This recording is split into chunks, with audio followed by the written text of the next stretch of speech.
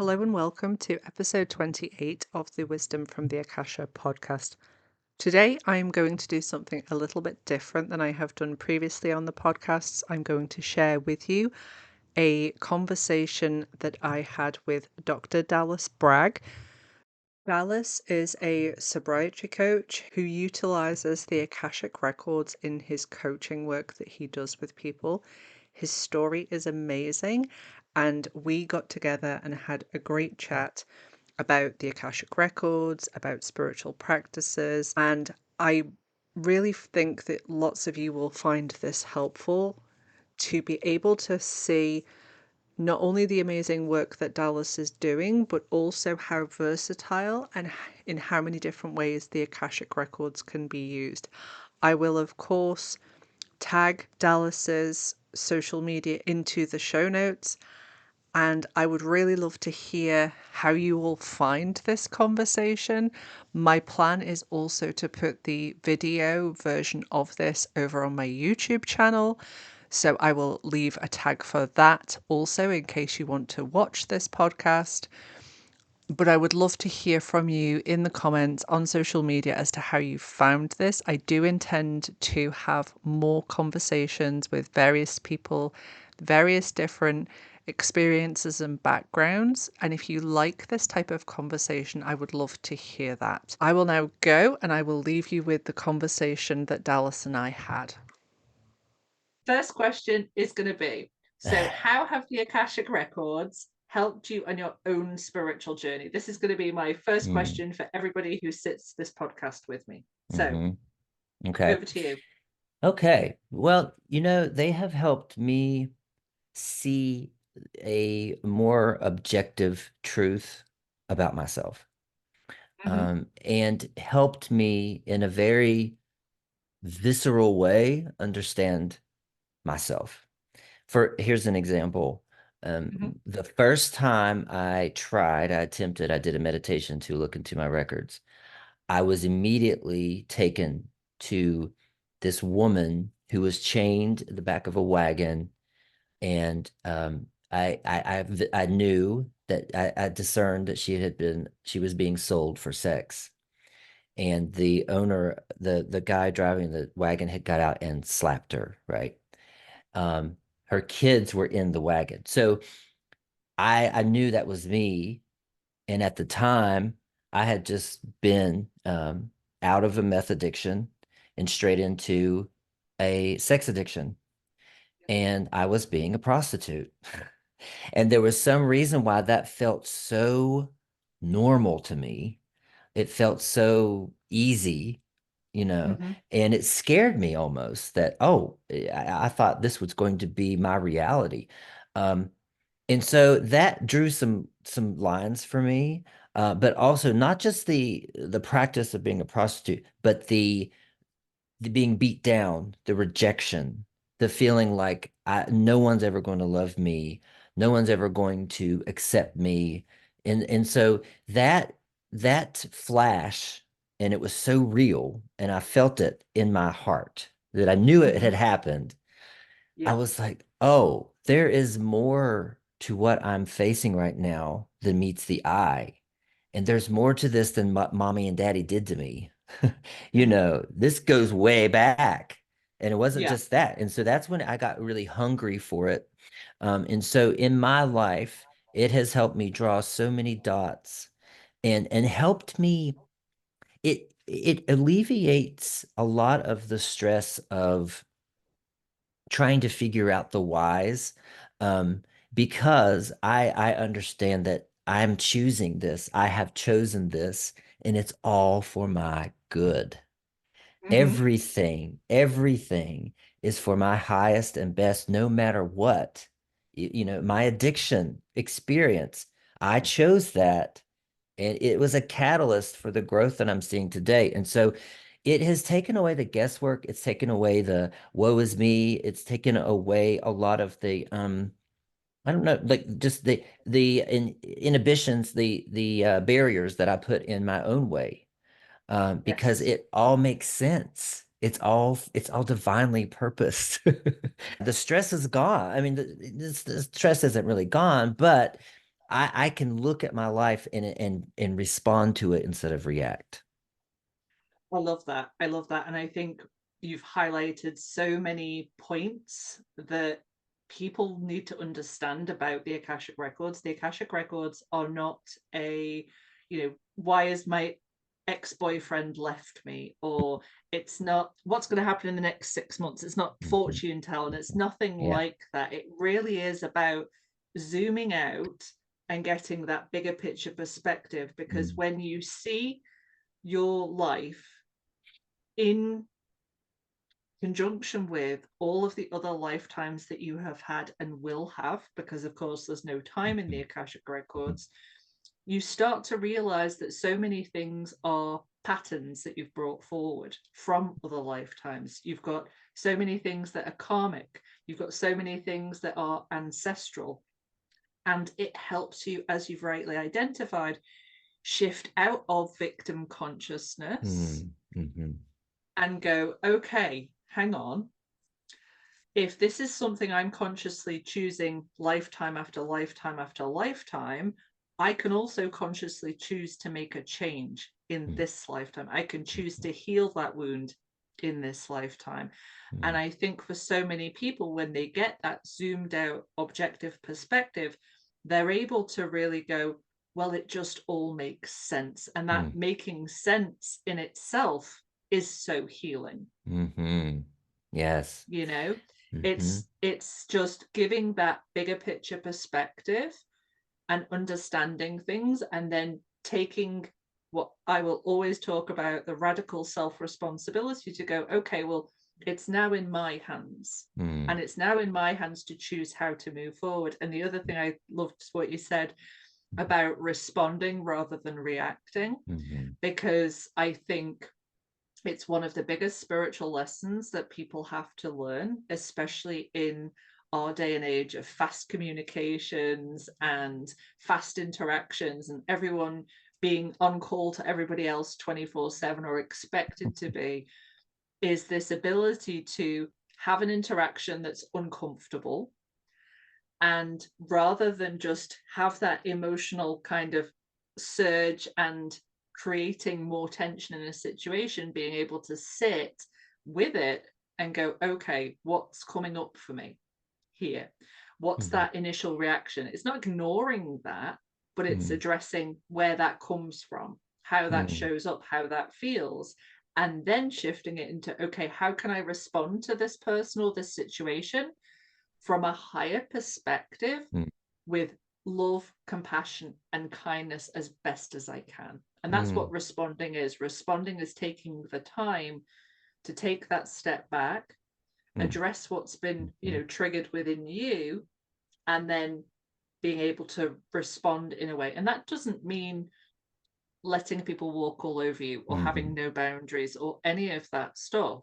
Sometimes the most loving thing you can do for yourself is having boundaries, but it's about giving a response that's a considered response rather than that kind of initial emotional reaction. So I love that. Thank you. Mhm. Mhm. Thank you. Well, you said it a lot better than No, I did. no. So you said it beautifully, far more Mhm. succinctly. So tell me about the work that you do, because I Mhm. know when we connected on Instagram, and I saw you were working with people with the Akashic Records and also who suffer from addiction. I was Mhm. like, I already love you, right? I was like, the Yeah. fact that somebody has brought the Akashic Records and addiction together Mm. speaks so deeply to me. I have had so many people come for readings with me, and that addiction wound is there, Mm. whether it's from this incarnation, their past lives, taken on the ancestral wounding, which I'm sure you see a lot of as well. Mm. Um, and I think it also highlights just how many ways the Akashic Records can be used. The Akashic Records, somebody comes for a reading with me, it would be very different than if they had a reading from you, be very different from my students. And one of the things I say to everyone in my classes is, you're not supposed to read the Akashic Records like me, you're supposed to Mm. read the Akashic Records like you. And the Mhm. Akashic Records will choose to work through you how they want to and how they want Hmm. to, you know, operate in this world through you. So tell me Hmm. all about your work, Hmm. because I think Hmm. it's fascinating. And I think lots of people listening to the podcast will be like, this is what I need. This is the change I need. Yeah, yeah. Well, with my own addiction, like I said, drawing some correlations and understanding why and accepting that I chose it, and that's one of the big steps that my clients have is they at first are really resistant to saying I didn't, to saying that they chose this. I didn't choose this, but I have to coach them on how to reframe the word choose, you know. Yes. Um, but I started out as just a sobriety coach, and I was doing readings on the side too, just general readings, and at the time, just come up for friends, whatever questions that people would have, and then I was, one day I was like, why am I not doing these together? Because Mm-hmm. for my own addiction, I elevated my sobriety in such a way with it. So I had a couple of clients and I asked them, could you let me do this? And they were both like, of course. I expected them to be like, what the hell are you talking about? But they were like, of course. And so, I go in and the first one is I'm seeing these lifetimes where he was thrown into jail for something that he didn't do, and he's left in this empty cell, and so there's this wound there of injustice and this skepticism, this paranoia, this mistrust around people. And if you looked at all of his relationships, they were all like that. He was they were it just all lined up with that wound. And so when I was able to tell him, and it hit, when you share from the records, it no matter how ridiculous it might sound, it hits to their heart, And Yes. so I shared this and he was like, oh, wow, I see this now. And so when I said, well, let's draw the line here and say, this is why you are repeating this same scenario in your life with your relationships, and this is and based on that, those relationships cause this pain that he was numbing with the substance. Yeah. And so you're peeling back layers, but way back. It's not Mm-hmm. just cognitive behavioral therapy or the 12 steps, is that you're peeling it way back and looking at the original cause. And so it gives us, and so what we started to do is I'll do the reading and I'll ask the records, the guides of the records, help us coach, give us some guidelines here, give us some goals, give us distinct direction. And Yes. so I don't even write the coaching program anymore. The Akashic Records do. And Yeah. and and so like these are the things that will work, that will help you the most to get sober. These are the things that will help you to reach your highest and best potential. So these are the things that help you self-actualize. So it's not just getting rid of the substance, which in my case is crystal meth. My Mm-hmm. all my clients are crystal meth addicts, but it's not just that, but it's also discovering a happiness and a contentment and a freedom that really would beyond any kind of sobriety coaching in and of itself that I know of. And so that's what we do. We go in, we read. The my latest client, there was his past life, one of his past lives, he was a child that he was neglected, he was left alone, and he couldn't find his parents forever. He was left in a house for weeks, and and reliving that was like, oh my God. And it totally explained how he sees life now and how he is in this victim mentality. But again, it's okay. You were victimized. There's a difference. Yeah. You were actually victimized. And so stop beating yourself up for this victim mentality because you were victimized, and this is what happened. And so this is what we can do to erase it. Tell that boy he has someone now. He's not alone. Comfort him. So part of the what the records told us to do was inner child work. Yeah. And you know, and so It's amazing. Every client is different, has a different set of needs, has a different set of karma. Or, there could be contracts that we have to look at, and I'm learning all of that too. Um, there is a certain client where, and so the way that I've been learning the records is I up until you recently, I haven't really studied. I Mhm, haven't studied star families. I haven't really, I just wanted to learn it and then get it validated later. mhm, But with one of my clients, these beings come forth and they said they were the Arcturians. And mhm. so I was like Googling that after. I was like, what are Arcturians? That is actually a real word. And and so we bring them in each session and just amazing how each session we become closer, we become more fluent. The relationship is building with the client. And that's my goal. By the end of, we have a 6 month contract. By the end of the six Mhm. months, I want the client to be conversing with his guides or whoever it is Yes. that's there and reading their own records to some degree, but by the time they leave me. And so they come in and before we even talk each session, I'll bring them in, they'll give me some word and I start to channel it and it's perfect every time. It's perfectly designed for them and the needs that they have. I love that. I love it so much because what you're really showing with this work is it's not just about the understanding of the why, it's also, and what can I do now? Mm-hmm. Because I think people sometimes think, oh well, Akashic Records are just about past lives. It's just about knowing stuff about, star family. Okay, that's interesting, it's entertaining, but it's not really helpful. That's And right. that's, I think, one of the biggest misconceptions about the records, because the amount of information and guidance that you can get, and it is guidance, you can choose to do it or you can choose not to do it, Mm-hmm. but they will always offer you with good, solid advice that if you implement, will help you, and having that much bigger picture perspective, they're able to, sometimes ourselves, we can't see the wood for the trees, whereas they're Mm-hmm. able to zoom out and go, well, actually, Mm-hmm. if you focus on this, Mm-hmm.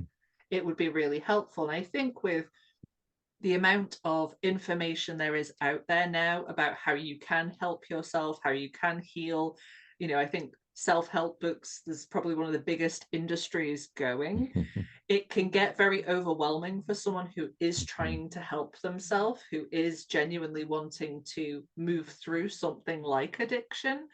And then to be able to have that direct line of communication and their guide say, well, actually, you really need to focus on this for now, can just help them clear all of that noise, Mm-hmm. stop them going down so many different little rabbit holes of where they could possibly get some guidance, and actually just get that guidance directly. So I think you highlight that beautifully. Mm-hmm. Thank you. Yeah.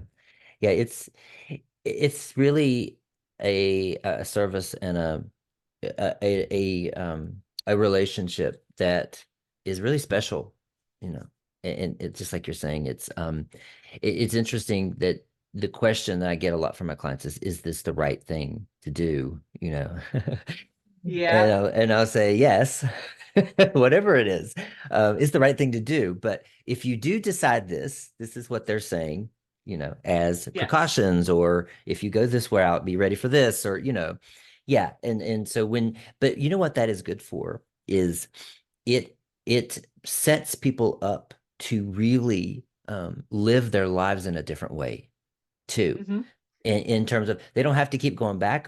They just can think to themselves, okay, I'm going to make a decision here, and neither one is wrong, neither one is right, but I'm going to really make sure that I make this the best decision and get the best out of it. And so I really think even if they don't continue to read the records themselves or continue the relationship with their guides, they're living better lives, you know? Absolutely. Yeah.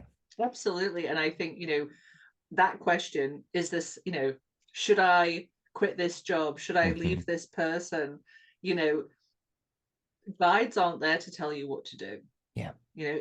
And Yeah. I always will say, if a guide comes along and starts telling you what to do, disconnect from that energy, because that is not an energy that you want to be connected to. Mm. No true Hmm. guide will. What they will do is they will talk you through the options, but mm, you then have to make that decision. And once you realize there's no such thing as a wrong decision, mm-hmm, it gives you that freedom to go, okay, well, I'll give it a try, mm-hmm, rather than thinking that there's only one way to do things and there's only one line and you've got to get from A to B to C in this direction. It's not like that. mm-hmm. So I think that's a really good point. I think I'm I'm self-taught as well. Mm. So Yeah, please yeah, please don't ever kind of I tell you a story. So you were saying about, you did this reading and the Arcturians came through. When I first started practicing on people, because I had no intentions of becoming a professional mm, reader, certainly never of becoming a teacher or anything mm, like that. I was just like you. I thought mm, it was interesting, and I kind of went down the route of doing it. And I'd actually been working with the Akashic Records for a very long time in meditation. I just hadn't realized. I thought everybody, when mm. they meditated, would go in, ask some questions and get some answers, and then I found out that it had this name, and it was the Akashic Records. So I started just doing free readings for people, as you did, just practicing, seeing what would come through.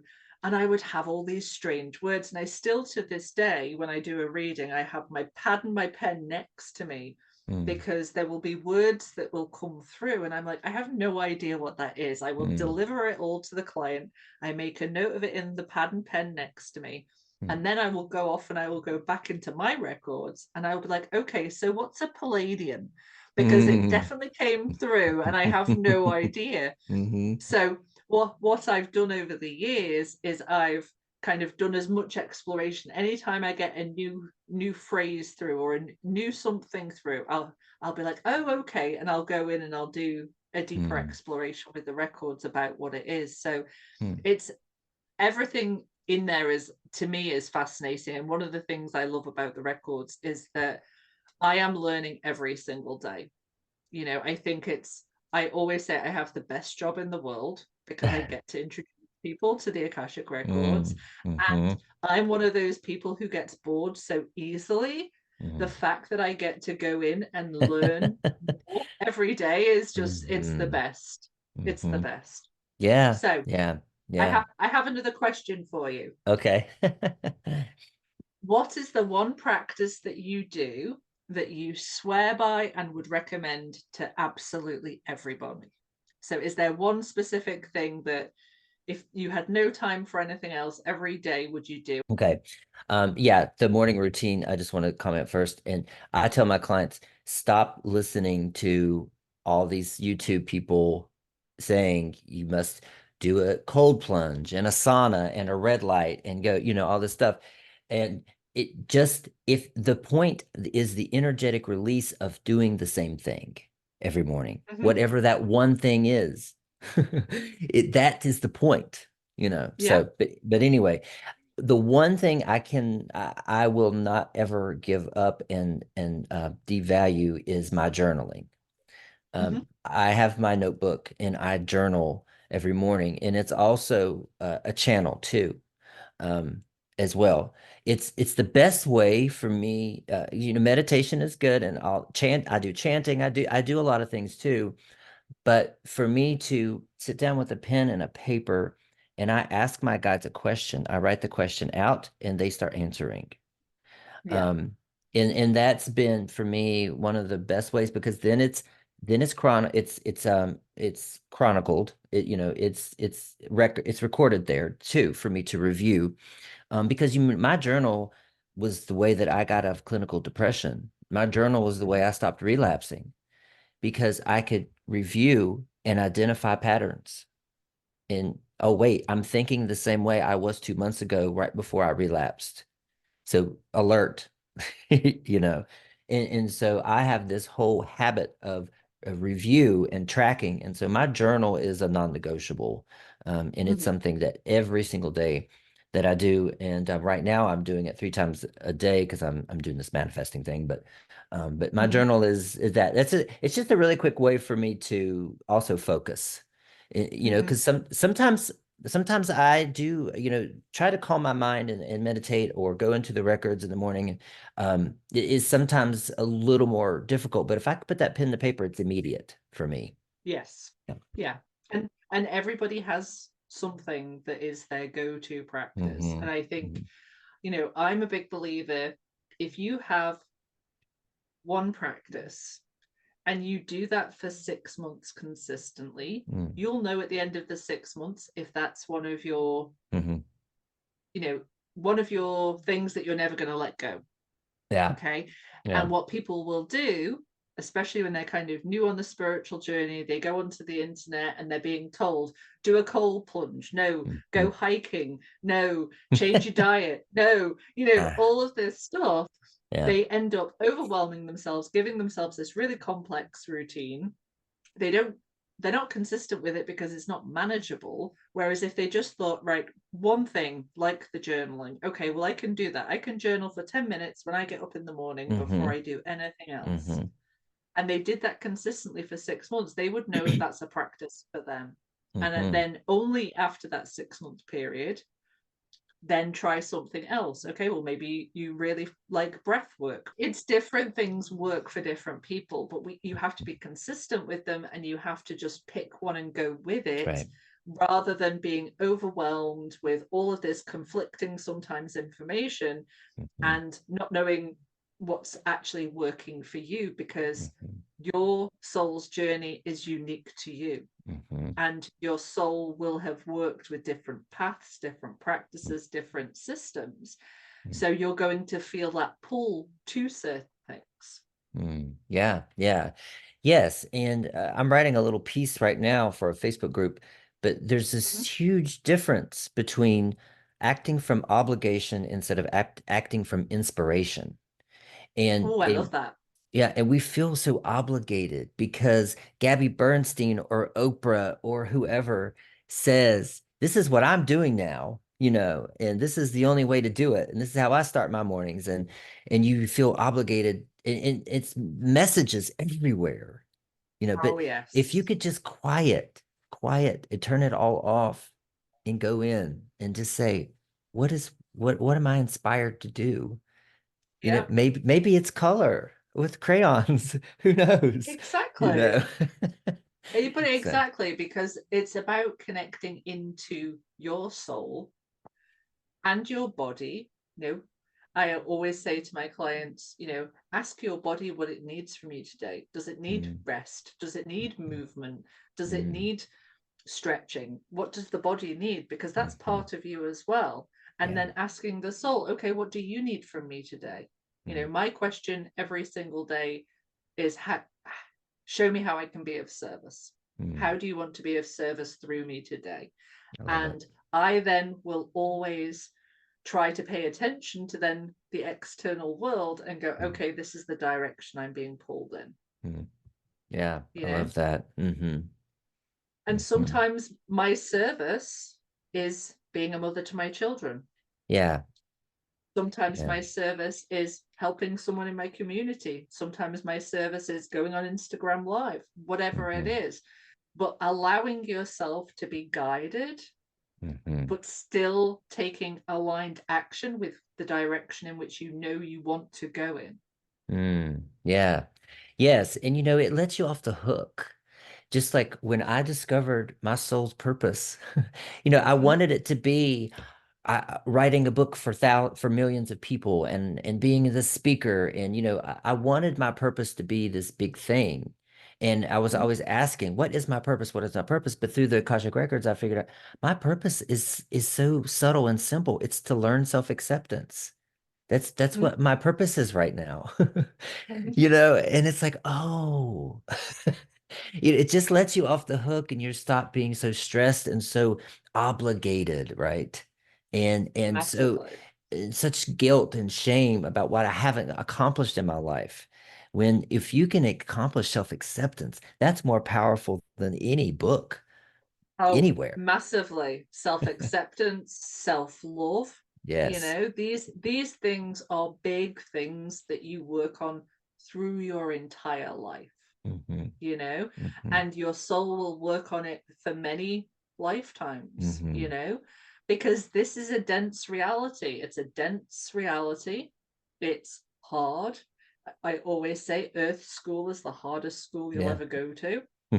because of all of the laws that we're under, all of the chaos and the confusion and the entities who are trying to kind of, I call it the devolutionary stream, trying to pull Mm. us out of going through the ascension process and expanding our consciousness. And then we've got beings who want to help us, and we're kind of caught in between of it all. And we're just Mm. trying to live a normal day-to-day life, you know? Right. Right. And you look out at the world and it all seems like it's all falling apart around you, and Mm-hmm. there's, no one to trust or no one to turn to or no one to take advice from. Yeah. The best guide you'll ever have is your soul, Mm-hmm. because Yeah. your soul knows what it came here to do. It knows how it can move forward, and it also knows what's right and wrong for you.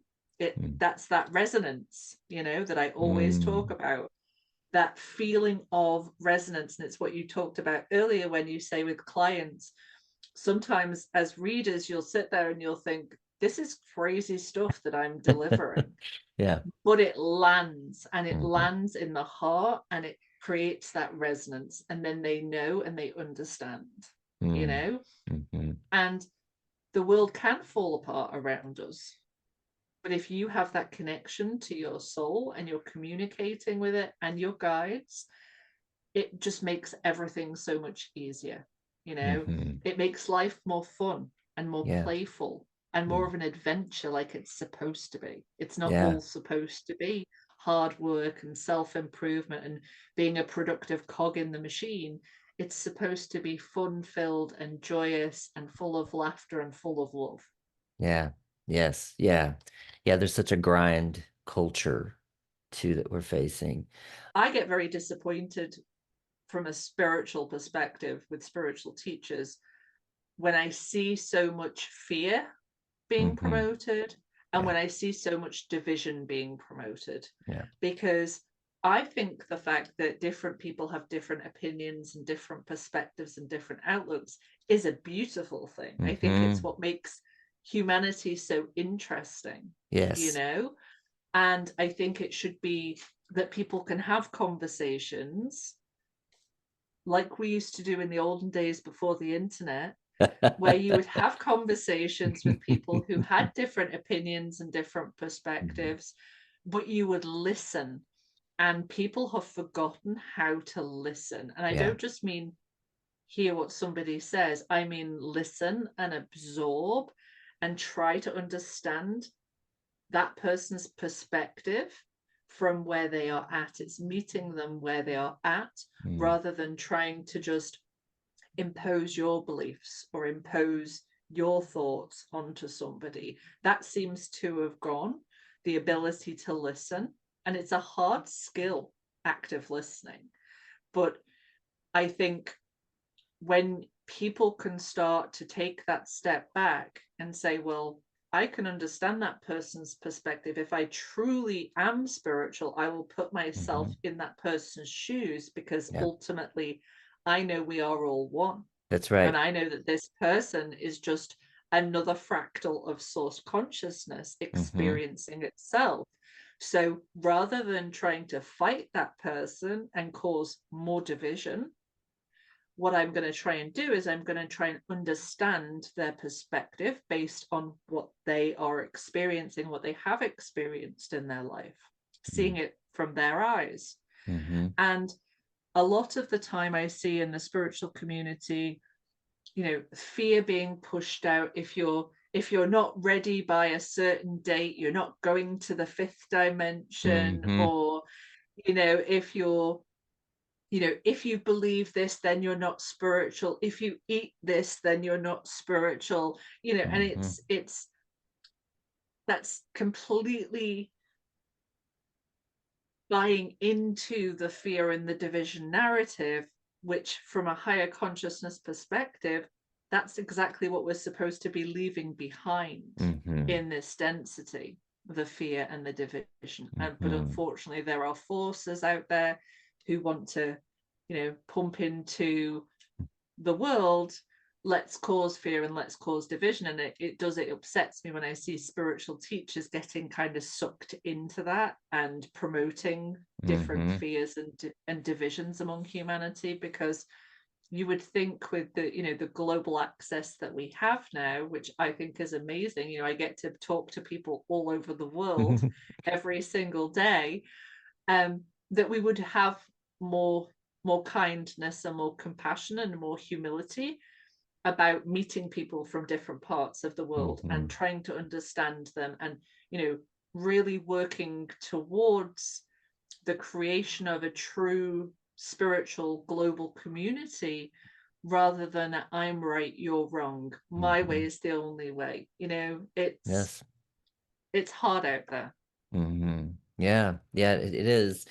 It is. And it's like you said, there's programming too, to that we're Mm-hmm. programmed, that we're separate, right? Mm-hmm. And really, like you said, I think God or source is just, we're all fractals experiencing that God is in all the different perspectives, and Absolutely. for us to really appreciate the beauty of that, that's what that's what how life is really would be best spent in Yeah. doing that. Yeah. And one thing the records help me that with that is this idea of choosing your parents, you know. Mm-hmm. And what I understood is that I chose parents that would give me the atmosphere that would be most rejected in, Yeah. so that I could get on this path of self-acceptance. Right? And Oh so, yes. yeah, and that lets them off the hook too. For me, I stopped blaming them. I'm like, oh, they did exactly what I wanted them to do and what I needed them to Exactly. do. Exactly. And it's Yeah. it's such a it's such a tough pill to swallow Hmm. Hmm. when you come into the records and you're like, well, this is definitely got to be something other than, I chose it. It's got to be, I Hmm. must have ticked the wrong box on the Yeah. Earth School application form. And then they'd be Yeah. like, no, you actually chose that. And when you can see it from that perspective, first of all, people will often have a little bit of a reaction to it because they will say, I would never have chosen Yeah. anything like that, Yeah. which is completely understandable. Hmm. People have had some very difficult experiences, but then it's about moving past that and going, okay, well, if I did choose it, why would I have chosen it? Hmm. You Yeah. know, and when you can understand the why, it makes more sense. And then, as you say, you can then hopefully move to a place of understanding and acceptance and forgiveness of the other souls involved in that situation, which is healing for you and also healing for them. Hmm. Yeah. Yeah. For sure. For sure. Yeah, that's what I've experienced as well. So, if you wouldn't mind, I Sure. would love to hear a little bit about your backstory, whatever you would like to share with Sure. people about Hmm. kind of what you went through, because I Hmm. always think it's good for people to, if they're going through really difficult times and they're like, I'm never getting out of this. Like, I've been to rehab 4 times, I've Hmm. done every Hmm. program, I've spent thousands of dollars trying to get help. I'm Hmm. never going to get to where Dallas is. Okay. Yeah. Yeah. Tell them your Yeah. story. Okay. So in my case, I grew up in a very rural state here in the States. It's West Virginia. And I grew up with a mother who was Pentecostal holiness, very strict Christian, and a father who was the complete opposite. He was an alcoholic, abusive, a hell raiser, that kind of thing. And so as a gay little boy, I didn't belong either way, right? But my dad was so abusive that I clung to my mother, Mm-hmm. um, and then grew up with this undercurrent of shame that I was going to go to hell if Jesus came back at any minute because I like boys. Mm-hmm. And Oh. so, yeah, and so that grew into, I got married right out of high school because I was afraid to be, I'm married to a woman. I was afraid to be out in the world. We had 2 children. And so I felt safe at that point. But I never felt like I belonged. I never accepted, I never felt accepted for who I was, because who I was had been tucked down into a box. Well, tucking away your true identity is going to, going to build pressure and that built up into clinical depression and suicidal ideations. And so I checked myself into a mental facility at one time. And then that started the process of saying, I can't live like this anymore. Something's got to change. And eventually I finally decided to come out. One of the reasons I decided was my daughter one day, she was saying something about gay people. And I was like, well, what do you mean? Like, why are you against gay people? And she's like, well, because the Bible says it. And I was like, well, where does it say it? I don't know. I just heard, that's just what they say at church. And so I realized at that point, I am brainwashing my children. I want them to grow up with their own opinions and to know why they have their opinions. And so not only did I not, was not, I needed to get out of this marriage, but for the kids, I needed to be a model of integrity, authenticity, and those kinds of things. So I came out. When I came out, in my head, thought, okay, I have finally found my place of acceptance. It's going to be in the gay community.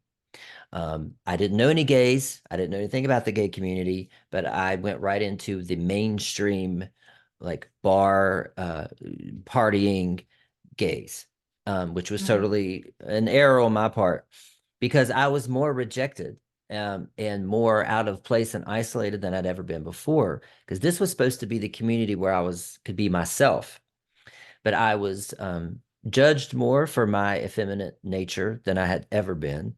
I couldn't get my way into different groups, cliques of people. I was rejected in more ways than I was when I was pretending to be straight. I was like, I still couldn't be myself. And so that sent me on a spiral saying, if I don't belong here, then I belong nowhere. And so I started to edge my way back into this place of suicide because I was like, I'm done. And so one day, and so in the meth community, and it's a huge problem, by the way, in London, is crystal meth is introduced to the gay community. It's a drug that takes over because it magically takes away all your shame, all your guilt. You feel uninhibited. You get to explore your sexual appetite, and it's severely addictive. Well, I one day found my way into a home with a guy who was using, and he introduced me to crystal meth. I was hooked, instantly hooked because I was 39. This was the first time that someone looked at me, touched me, talked to me, and treated me like in a way that I felt no kind of self-consciousness. I felt free and I felt invincible. And it was this drug. And so I thought, this is what I've been searching for.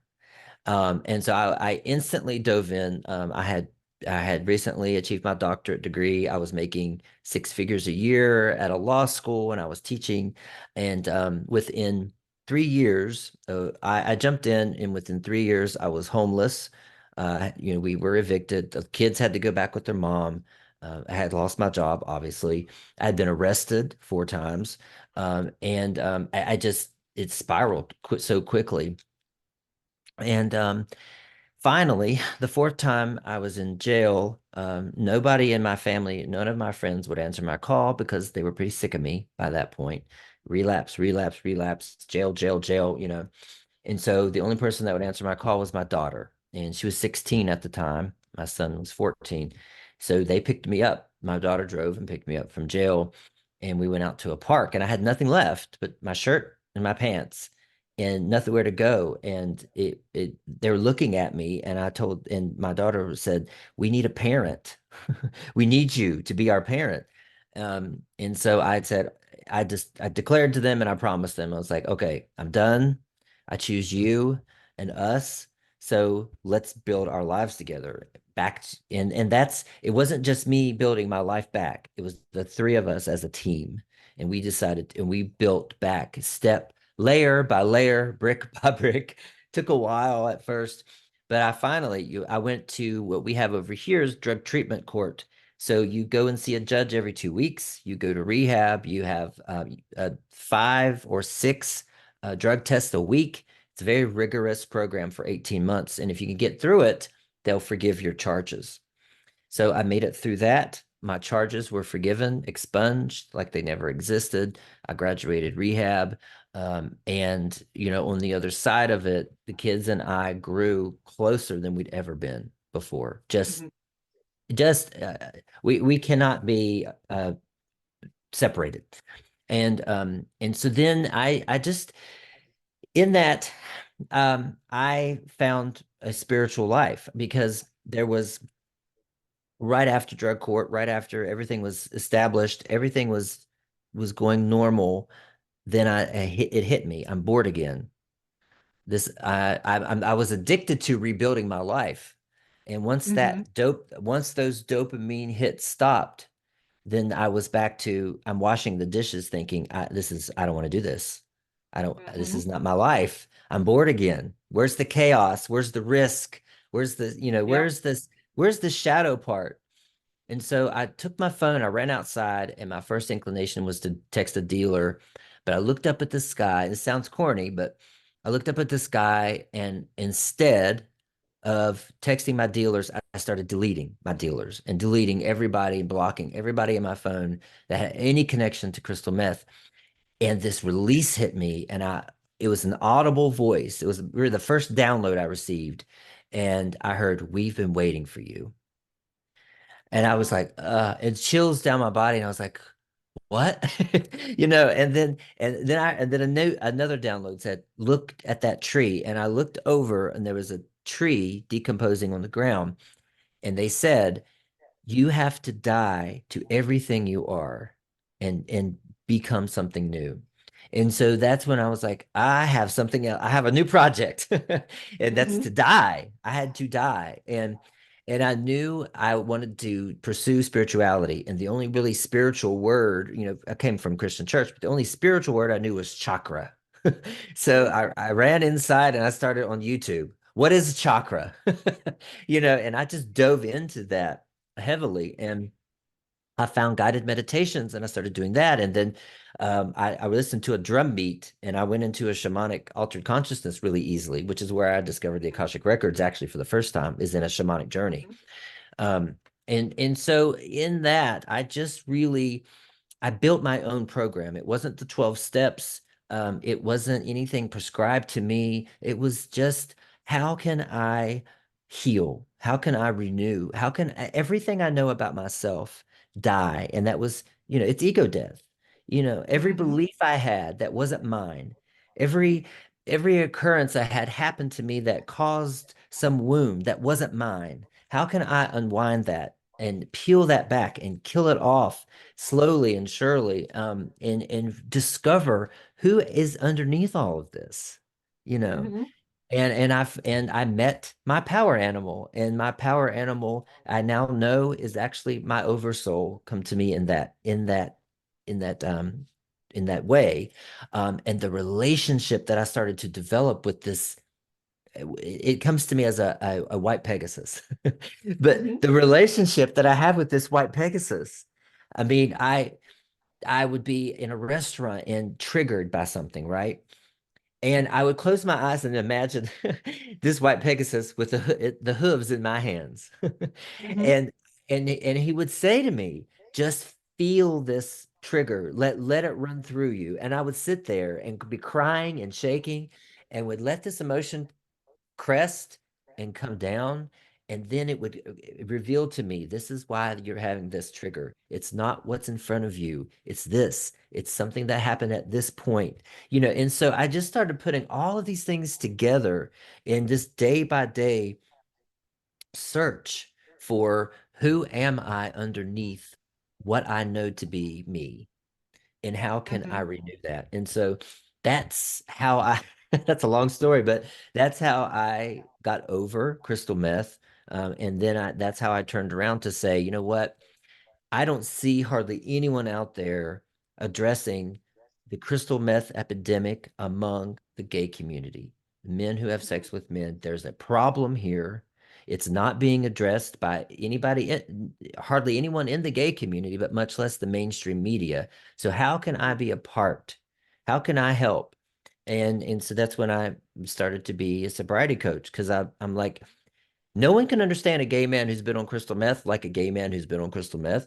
And so relatability is 80% of it. And if a man can sit in front of you and know that you know exactly how he's feeling and what he's thinking, that's 80% right there of the healing. And of course, that's why at the same time, the Akashic Records had played such a part in my healing as well, and plant medicine. Um, I one of the ways that opened my eyes to Akashic Records as well was some psilocybin. It was at the beach, and I took some, and all of a sudden I am reliving memories from other perspectives, and in seeing that a memory that I thought had happened with my dad, that I blamed him for and blamed my wounds for, actually happened a different whole way. It happened in an entirely different way than what I thought. And Yes. having that shift happen, wow, all of a sudden I see my dad in a new way. He's passed now, but I see him in a new way, and I dropped all this resentment, just vanished. It closed that whole timeline in an instant, in 30 seconds of a memory. And so it's just been an adventure. It's just been such an adventure. But I found meaning and purpose in figuring out and trying to return to wholeness and to return to who this soul fragment is underneath all the conditioning. Yeah. Yeah. And I think that, first of all, thank you so much for sharing that. I know people will be sat there going, oh my God, I've had the death and rebirth process so many times. I feel it so much. But I think the programming and the conditioning is such a big part of it. And it's first of all accepting and recognizing how programmed and conditioned we are, whether Mm-hmm. it's by our parents, our society, the media. We are programmed and conditioned, and our brain is designed to be programmed and conditioned. And there are, many ways that it can happen. And then getting back to that fundamental question that all meditators know, which is the who am I? Who Mm-hmm. am I Mm-hmm. without all of that? Who actually am I Mm. in the grand scheme of things? But it's such a big journey, Yeah. and Yeah. it's hard to identify that. I believe that because I was told that when I was 4 years of age, and it's not actually true. I Mm-hmm. have that prejudice against that person because of something I was told by my pastor at the church, Yeah. not Yeah. because I actually believe it. And really sitting with it and being comfortable enough to say, okay, what is my programming and conditioning? And then doing the work to deprogram and decondition is part of what the spiritual journey is all about. Mm-hmm. Yeah. Yeah. Another thing the Akashic Records helped me to see was when I would tell this story that I just told, I was so condemning on the gay community. And I Mm-hmm. blamed the gay community, and I wrote pieces on it. And I can go back and read them. But I realized I was looking through a lens of rejection. My purpose was to learn self-acceptance. So, of course, that was the experience I had with the gay community. Mm-hmm. It was for a purpose to get me to where I am today. And so that also it opens up so much empathy, you know, a- Yes. and questioning of how else am I remembering things in a delusional way, you know? Yeah, yeah, Mhm. it really does. And I think the funny thing is we don't realize how how much of a limited view or a limited perspective we put on our own memories. Mhm. And we're determined that something happened in a certain way Yeah. and that was how it was. And then if you speak to different people who were involved in that event, they say it was completely different to that. Yeah. Yeah. Yes. Yeah. I experienced that.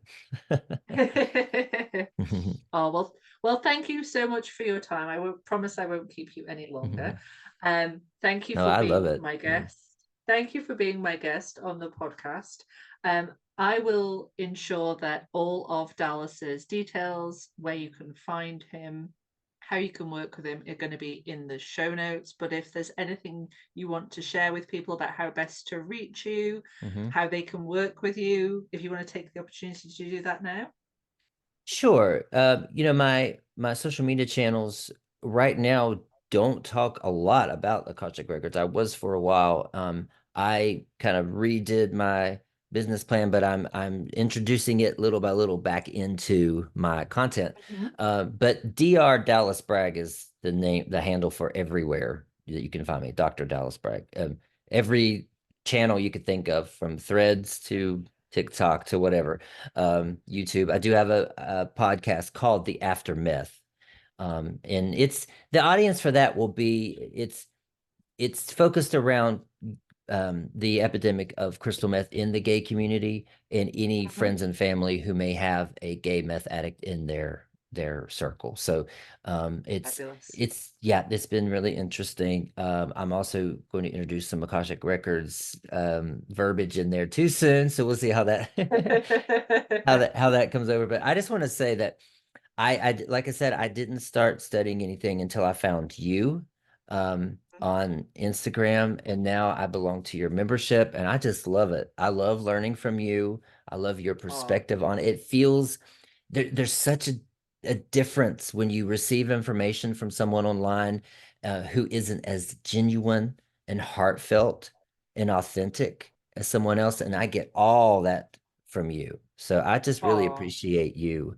I really do. Thank you. Yeah.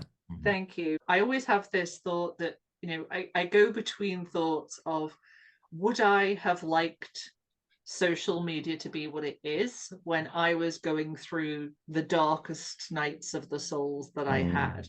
And half of me says, yes, I would have loved to know that I wasn't going crazy and that I wasn't the only person that was having these experiences. But then the other half of me is like, well, actually, it's very confusing, and it's very difficult to be able to kind of steer your way through a spiritual awakening and a spiritual development journey without someone there who can kind of help you understand certain things that are happening to you.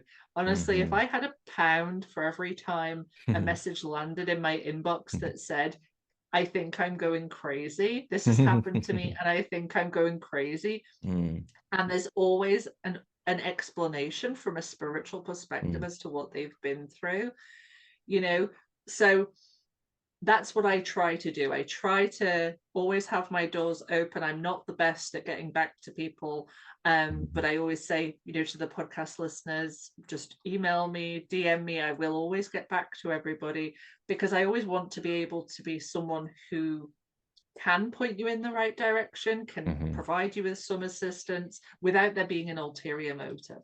Yeah.